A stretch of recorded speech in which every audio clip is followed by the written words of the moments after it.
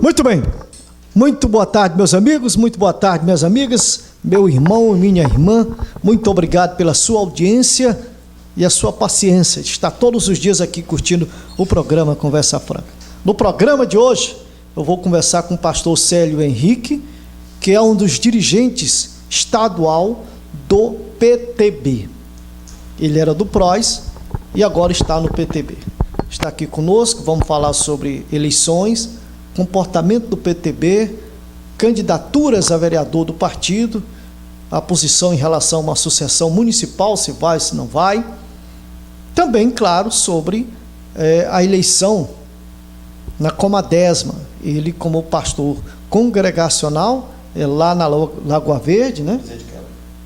Presidente de campo da Lagoa Verde, ali que abrange boa parte também da Estrada do Arroz. Então, é interessante que a gente ouça também a sua opinião a respeito disso. Mas, Célio, obrigado por você ter vindo ao programa para a gente falar. Eu queria começar o seguinte: o que aconteceu para a mudança do grupo do PROS para o PTB? Boa tarde. Boa tarde, William. Boa tarde, telespectador. Para nós é um prazer estar aqui no seu programa. Na realidade, nós fomos para o PROS, né? Assim, há 4 anos atrás, 3 anos atrás, quase 4 anos atrás, melhor dizendo, porque foi o único partido que nós conseguimos que tivesse a legenda vazia aqui na região tocantina. Naquela ocasião eu tinha assumido o conselho político da convenção e dentro desse projeto nós precisávamos de um partido. E o único partido que um dos poucos partidos que nós encontramos com a maioria dos diretórios vazios aqui na região foi o PROS, né? Naquela época nós conversamos com o presidente da sigla estadual e fizemos ali uma aliança, né, de colocar o diretório em 40 cidades. Elegemos 38 vereadores na região tocantina. Número bom, né? Grupo bom, 4 vice-prefeitos.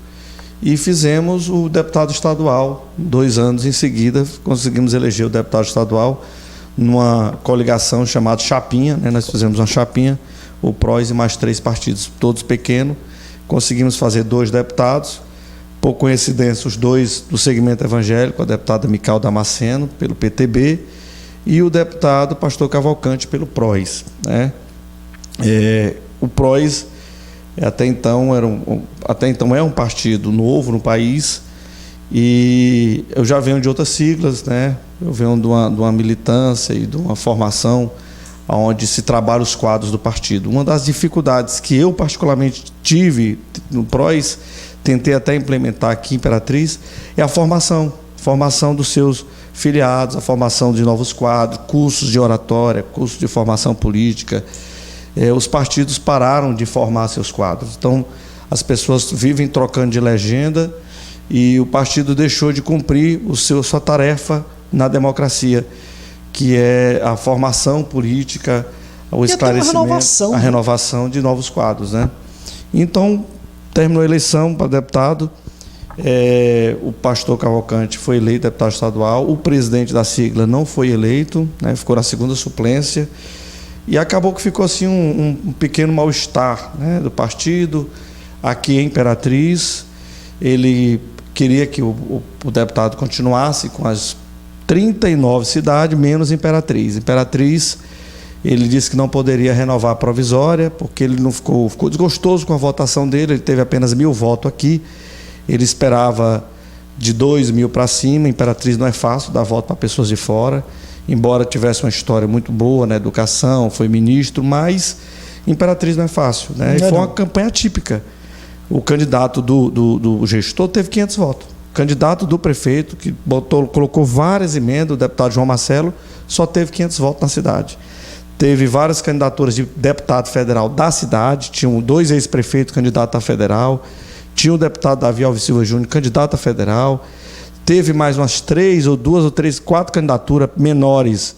Mas também médico, o doutor Daniel Finho, o Josivaldo JP, e boas candidaturas. Então, foram vários candidatos a federal, acabou que, por de fora, ficou muito difícil você canalizar esse voto tendo várias opções dentro de casa. E aí, vocês sentaram, discutiram e viram que o PTB seria o caminho? O PTB é um partido que faz 80 anos. No próximo ano é um partido criado por Getúlio Vargas.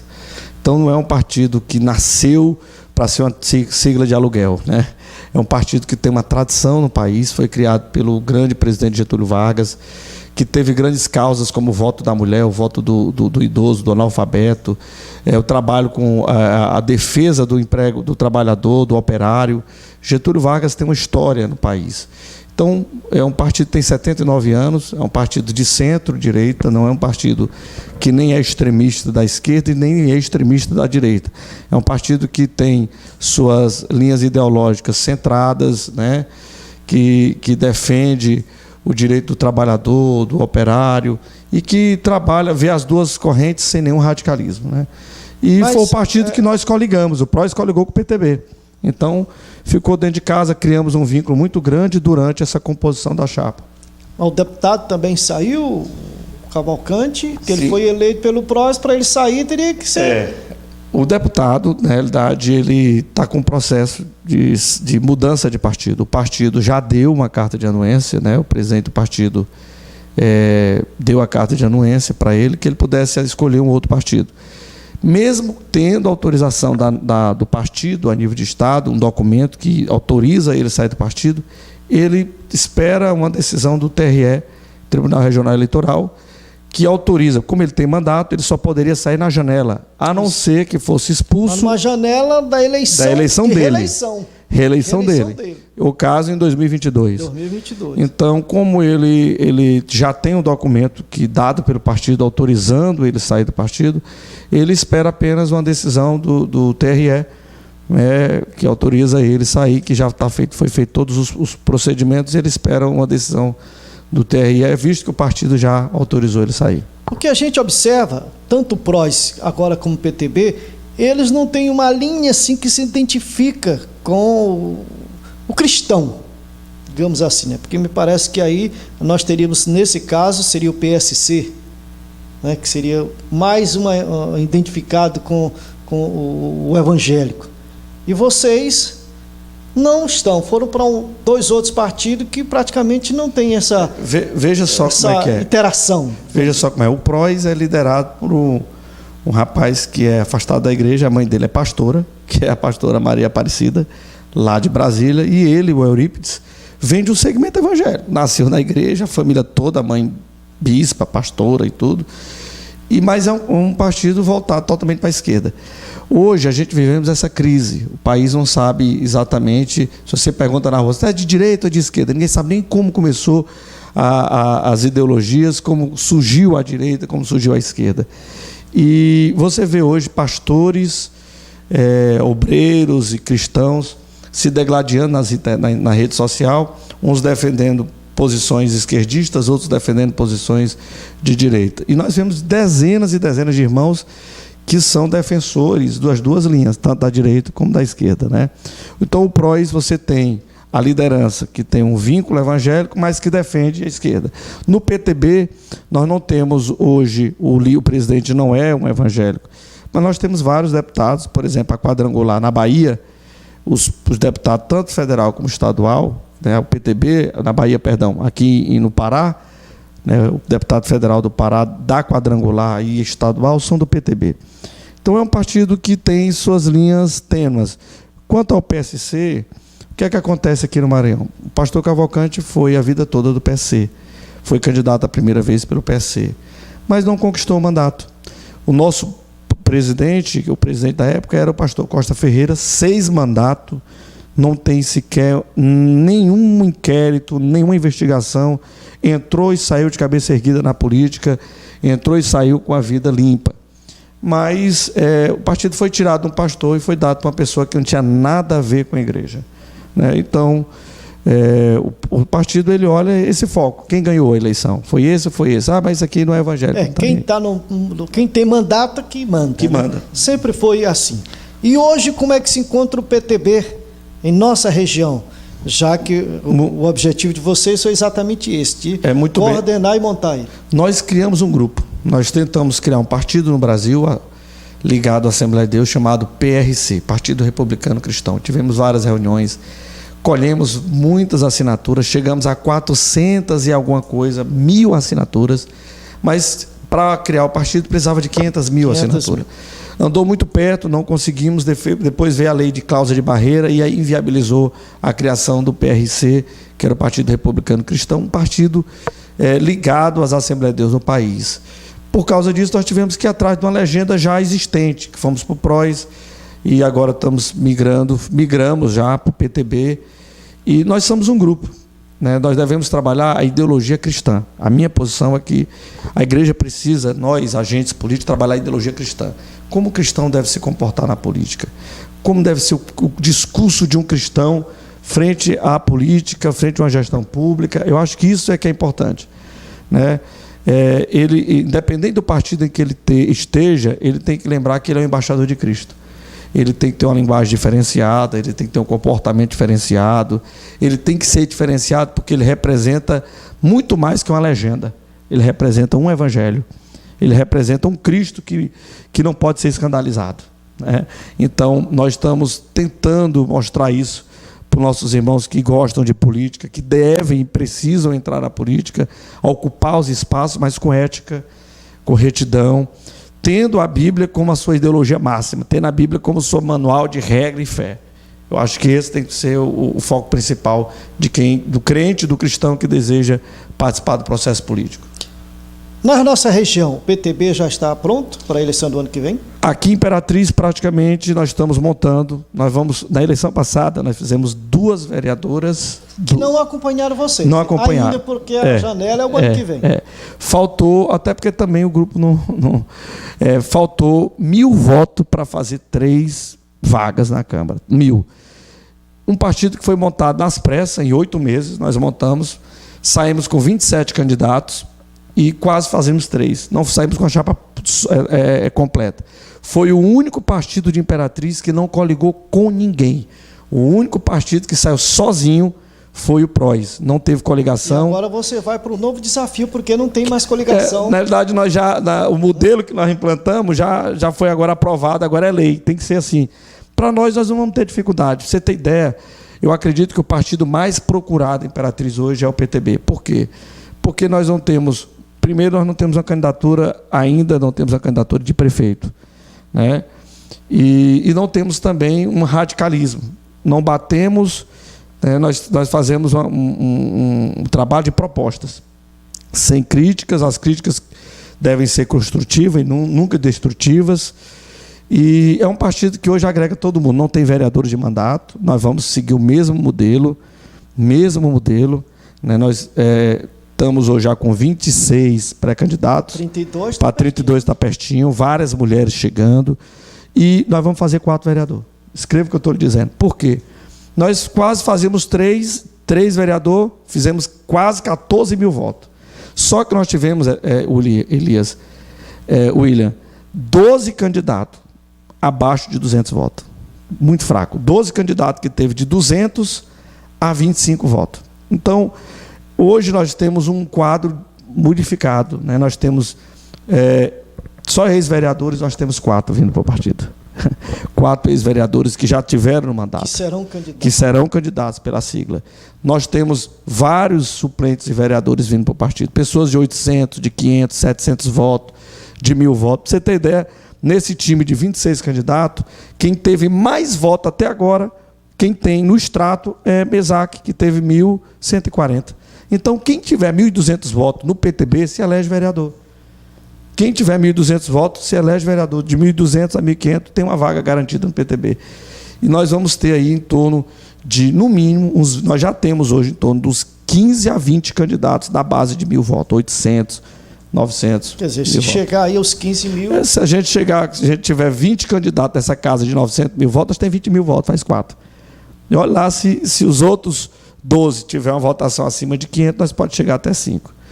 Não é digamos assim, uma ousadia você acreditar que o partido, no momento de que não há mais coligações, fazer 4, 5 vereadores, o que seria inédito? Eu mexo com números, né? Eu acho que não, porque eu imagino só pela outra. Nós, em cima da hora, faltando 8 meses, sem deputado, sem nada, faltou 1.000 votos para fazer 3. Sozinho, com 12 candidatos de 25 votos, de 30 votos, de 60 votos, de 100 votos. Hoje eu tenho um quadro... Às pressas, às pressas. Então eu estava, juntou todo mundo. Hoje nós temos um quadro diferente. Por exemplo, maior. Nós temos candidato que já foi, na eleição passada, teve 700, 800, 500 votos, que não era do nosso grupo e já vieram. Estão na diretoria do partido, outros já eram do partido, que tiveram 900 e poucos votos, como o Júnior Gama, como o Gilberto Belém, como o Esmerato de Pinho, e vários outros, como o João Paiva Júnior, teve 998 votos. Então, nós temos uma turma muito grande nessa casa, de 800, 900, 700. Com tempo para trabalhar eles. Com tempo, né? Que já estão participando das reuniões, já estão filiados ao partido, e que eu acredito que o grupo nosso, dos 14.000 votos, quem nós perdemos? As 2 vereadoras de mandato e o Josivaldo JP. O Josivaldo teve 1.000 votos, elas duas teve 4.000 votos. Então, se 14 menos 4, sobrou 10. Nós mantivemos o mesmo grupo. A média com o mesmo grupo, só com um potencial maior. Mantivemos. Então, os 10.000 votos que nós tivemos passado, perdemos os 14.000, perdemos 4, ficamos com 10. E agregamos hoje outros valores que chegaram, né? Para poder superar essa nova. O deputado, pastor Cavalcante, e o grupo, né? Colocasse outra pessoa e tudo, devido a minhas ocupações do meu trabalho, de igreja, e também uma possível pré-candidatura minha. Possível por quê? O que é que está faltando? Possível por quê? Você decidir ou porque você tem... Não, eu falo uma possível candidatura minha, primeiro pré-candidatura, né? Hoje eu sou um pré-candidato. Candidatura após uma convenção. Convenção partidária que decide quem é e quem não é candidato. Mas até lá você é pré-candidato. Eu sou pré-candidato. Eu falo possível porque está na mão de Deus, né? Ninguém sabe o dia de amanhã. Mas a minha intenção é concorrer para a vereança.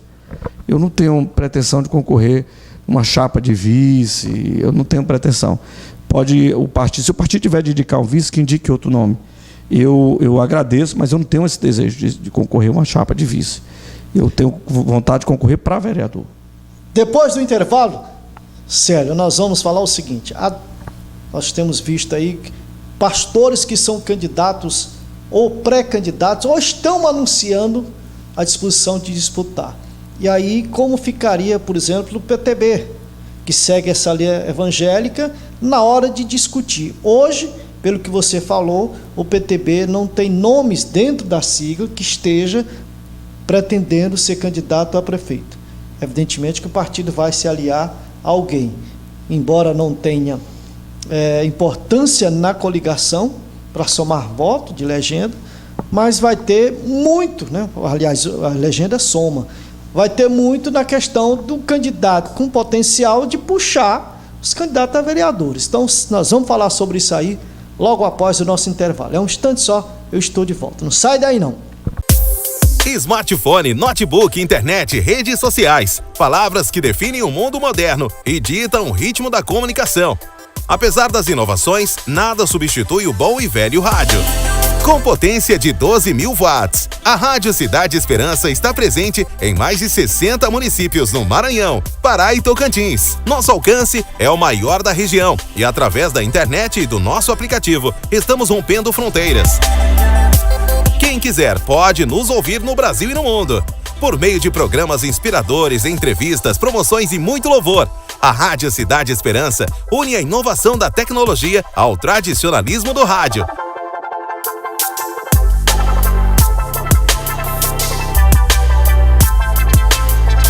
Sintonize na 106,9 FM, a rádio segundo o coração de Deus.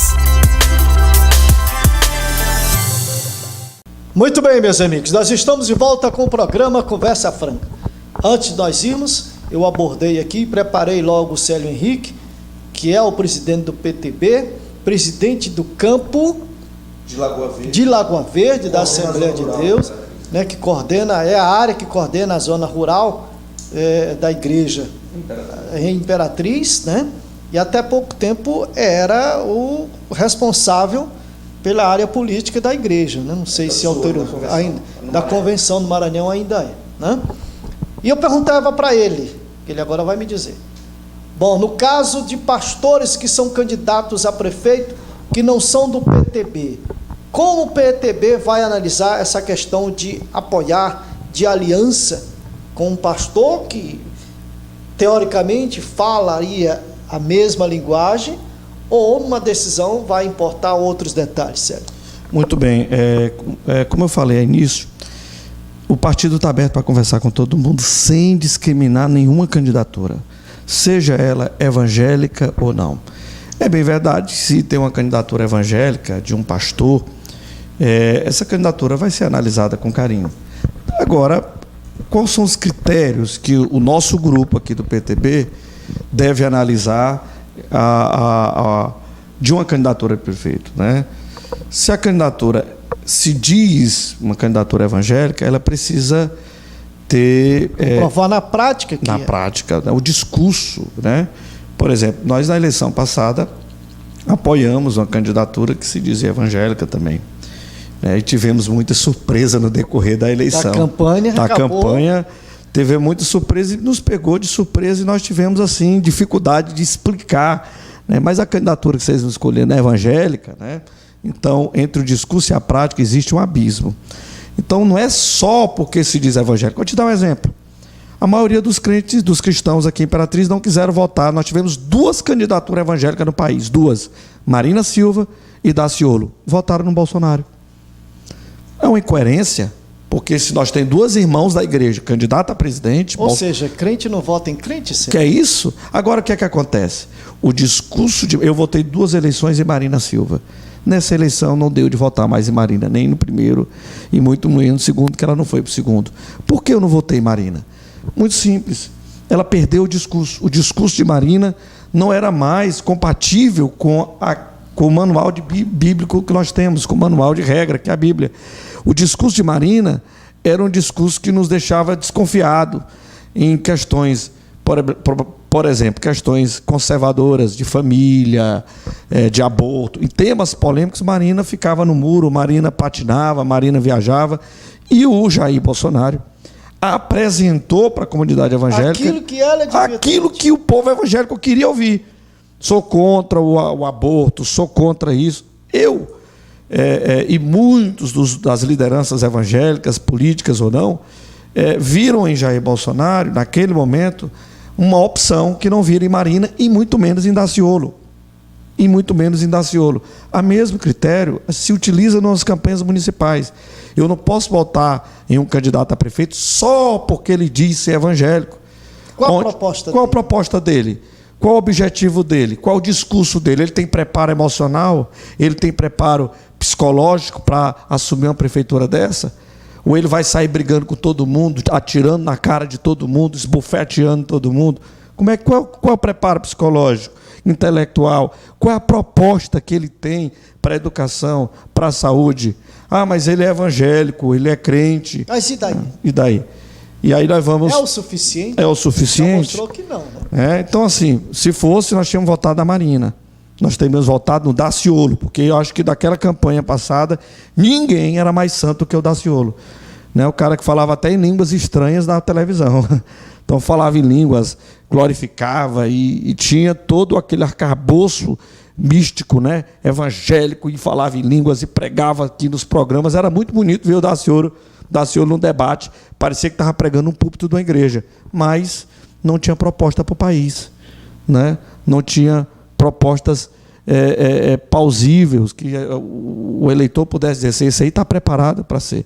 Então, as candidaturas que forem surgindo, como já estão surgindo, parece que a Associação de Pastores lançou 4 nomes aí agora, todos que vierem atrás serão ouvidos. Nós estamos aqui para ouvir. Seja o vice-prefeito. A Associação dos Pastores de Imperatriz. De Imperatriz lançou recentemente, aí falou o nome de 4, né? Parece que do vice-prefeito, eu acho que de um outro pastor da Assembleia de Deus, Ministério de Seta, quem é o outro? A doutora Graça, né? Que é evangélica, que eu ouvi falando também no outro, que parece que era inclusive do PSL. Era e não é do PSL. É o pastor Laércio, que é nosso amigo, radialista.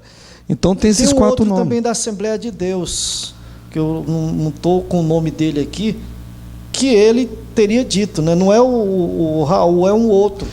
Você tem uma ideia. Então você tem hoje 4 candidaturas de 3 pastores e mais a doutora Graça que se propõem uma candidatura evangélica. Nós temos um outro nome surgindo, que é o nome da Carol Pereira, que também é evangélica, esposa do deputado Antônio Pereira. Ela vai se filiar ao PTB, né? Ela é PSL.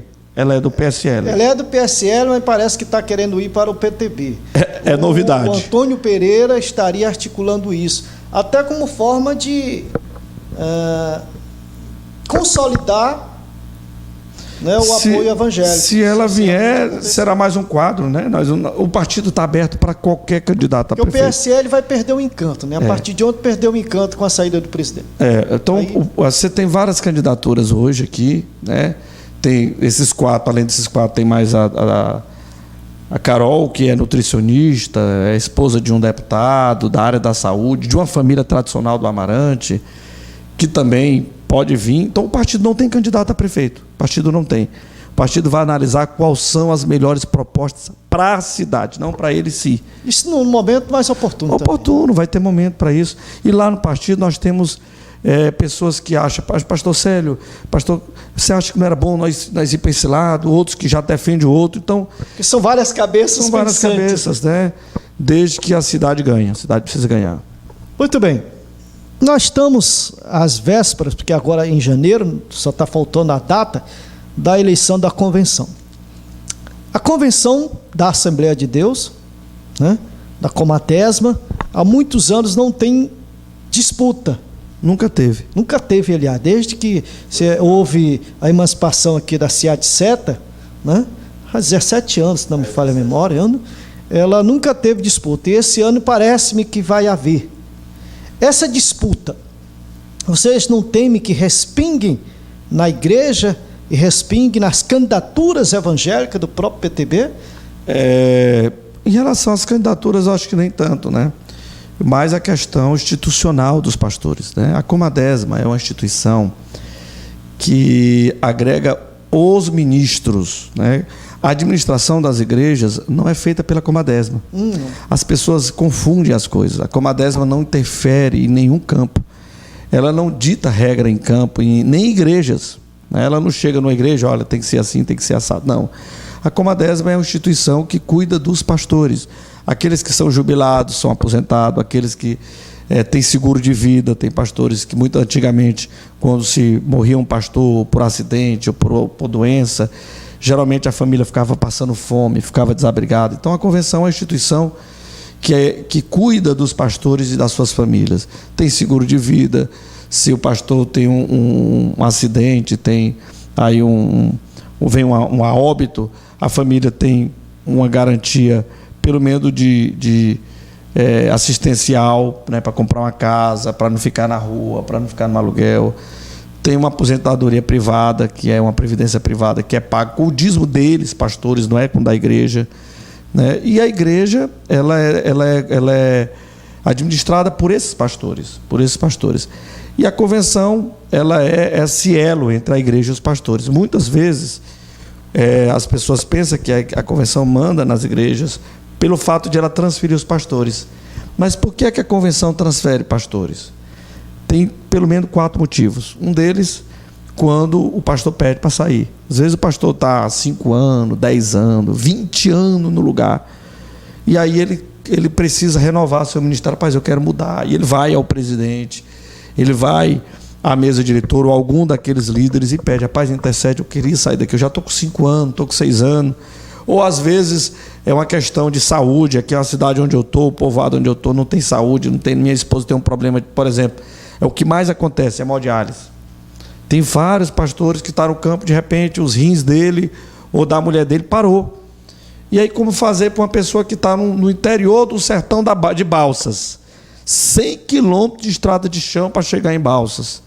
100 quilômetros de estrada de chão lá no interior de São Pedro dos Crentes para chegar no Estreito, chegar em Porto Franco, para fazer hemodiálise 3 vezes a semana.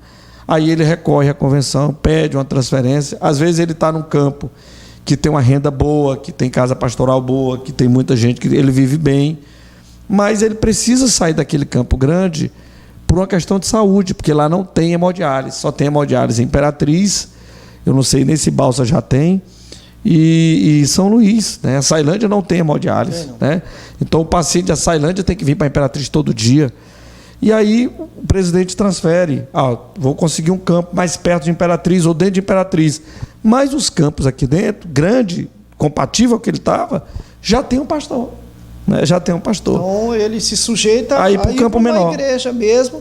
Menor. Uma congregação mesmo do que ir para um campo maior. Por questões de saúde. Outros é a igreja que pede. Nós não queremos mais esse pastor aqui, já deu o que tinha de dar, ele é briguento demais, ele tem um problema com o pastor, com a família, a igreja pede. Aí a igreja vai até a convenção. Pastor, arrume outro, já tem 5 anos, tem 10 anos, é muito problema, a família. E aí a convenção... Tudo tem que ter coordenação. Tudo tem que ter coordenação.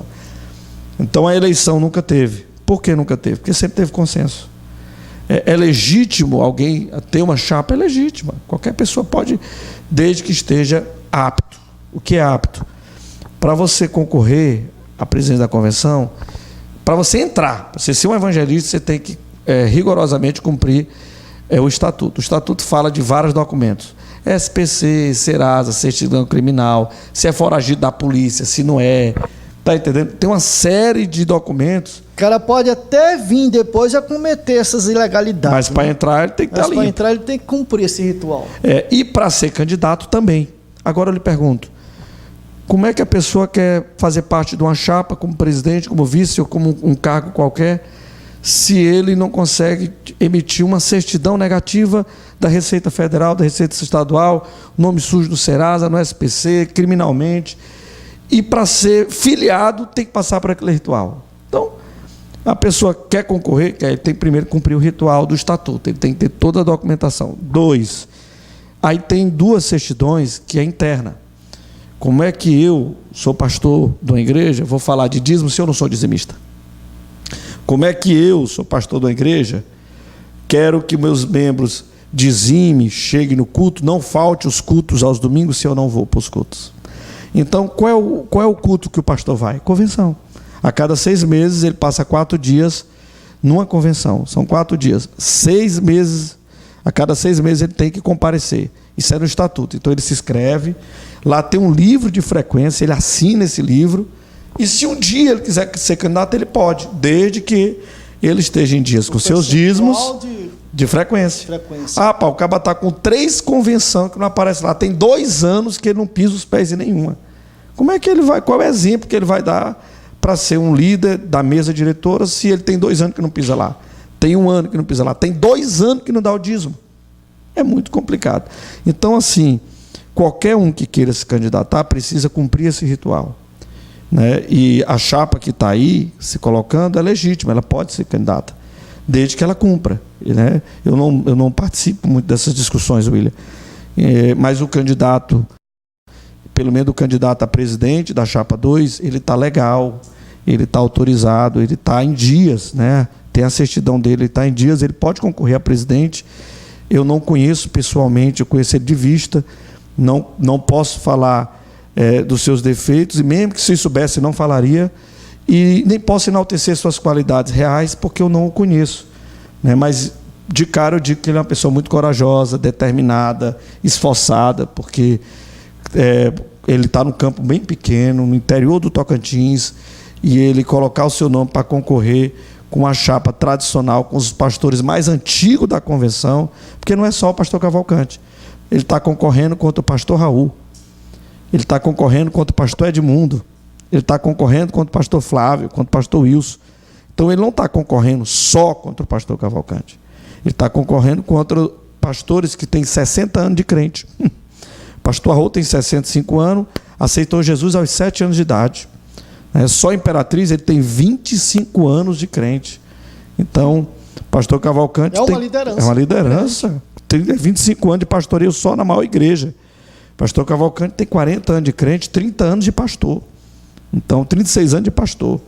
Então, você vê que são pastores já antigos, já à frente de igreja. Então, são respeitados, já passaram por grandes igrejas, as maiores igrejas da região eles já passaram. Então ele está de parabéns. Eu acho que se a chapa for legítima, eles podem concorrer, desde que cumpram todos os requisitos, né? Para nós fecharmos o programa, você que é um estrategista, é uma pessoa que tem uma empresa de pesquisa, a eleição do ano que vem será a eleição das redes sociais? Também, aqui em Imperatriz ainda não é como no Sul e no Centro-Oeste, né? As pessoas pensam, tem muita gente achando que vai virar o jogo só nas redes sociais.